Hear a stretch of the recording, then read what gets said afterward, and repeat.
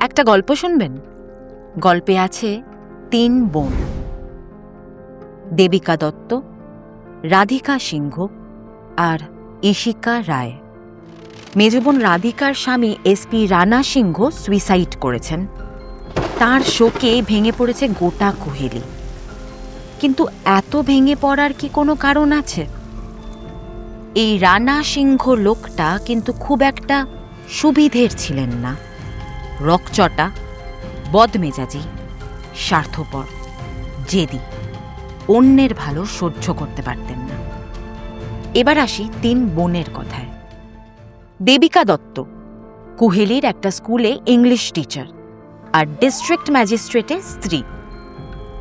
ইশিকা রায় কুহেলিতেই একটা ছোট ক্যাফে চালান।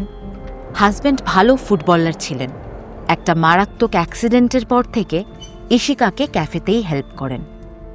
রাধিকা সিংহ সাদাসিধে একটি মেয়ে, ঠাকুরভক্ত, কিন্তু রানার ভয় লুকিয়ে পুজো করে। এক্কেবারে রানার ওবিডিয়েন্ট ওয়াইফ। রানা যা বলে সে তাই করে। এবার প্রশ্নটা হলো, আমি কে? আমি ডিএসপি অগ্নি বাসু।